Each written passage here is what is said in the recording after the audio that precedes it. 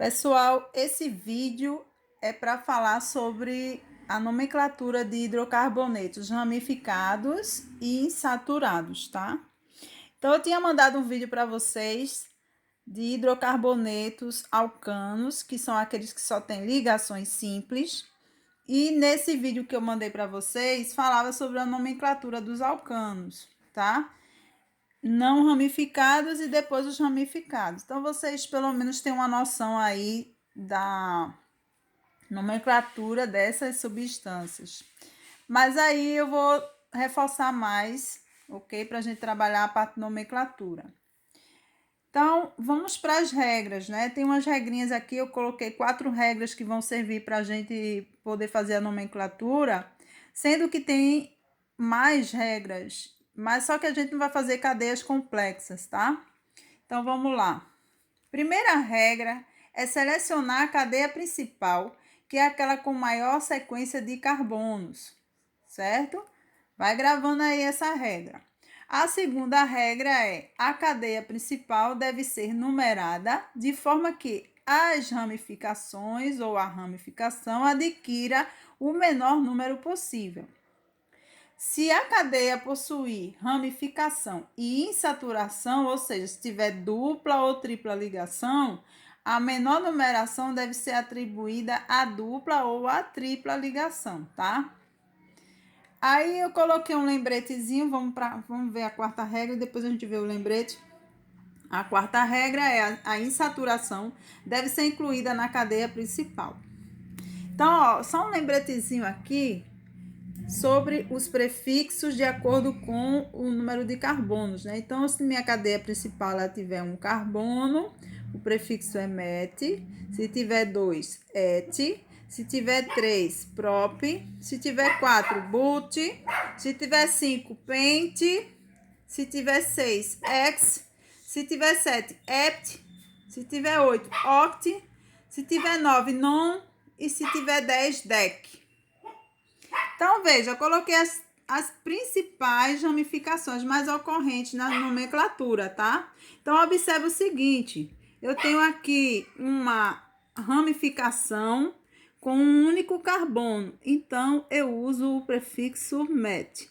Como é um pedaço de cadeia, então a terminação é -io. Então, toda vez que você tratar de ramificações, o prefixo é -io, tá? Agora, eu tenho um pedaço de cadeia com 2 carbonos. Então, eu vou usar agora o prefixo et. E a terminação -io, porque é uma ramificação. E aqui eu tenho 1, 2, 3 carbonos. Então, o prefixo para 3 carbonos é prop. E a terminação, porque é uma ramificação, é -io. Ok? Então, veja. Existem outros pedaços de cadeia, eu coloquei alguns. Se a gente for usar, aí ótimo. Mas é possível que nessa lição aqui eu não vá usar, tá? Então, vamos lá. Então, aqui eu tenho o benzeno. Quando ele perde um hidrogênio, o benzeno ele passa a ser ramificação, dependendo do tamanho da cadeia, né?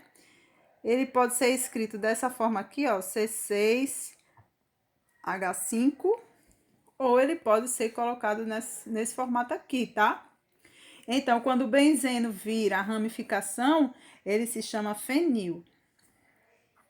O outro, assim, não muito usado, né? Esses aqui são um pouco usados, mas aí a gente em algum momento acaba usando.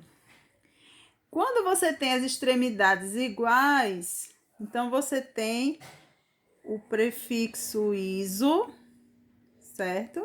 E acompanhado da quantidade de carbono que tem esse pedaço. Então, esse pedaço ele tem 1, 2, 3 carbonos. Então, você bota o prefixo prop. E a terminação -io, porque é uma ramificação, tá? Aí, vamos para o próximo. Extremidades iguais novamente. Então, quando você tiver extremidades iguais, então você coloca logo o nome iso. prefixo iso, tá? Veja que esse pedaço ele tem 1, 2, 3, 4 carbonos. Então, você bota o prefixo but e a terminação io. Nesse caso aqui, nesse carbono aqui, eu tenho mais 3 carbonos ligados, né? Se ele for um pedaço de cadeia, ele passa a ser um carbono, o nome dele passa a ser tesse, lembrando que tesse é de terciário, tá? Você pode escrever tesse ou T-butil. But, por que but? Porque tem 1, 2, 3, 4 carbonos. Então, você vai colocar aqui, ó, but e a terminação il, tá? Aqui, ó, se o pedaço de cadeia tiver enganchadinho aqui nessa parte, certo? E aí vai depender do formato, né? Para não confundir com o isopropil. Ele pode ser chamado de sec, porque está no carbono secundário, né? Veja que esse carbono está ligado a 2 carbonos. Prefixo próprio, porque eu tenho 1, 2, 3 carbonos. E a terminação il, ok?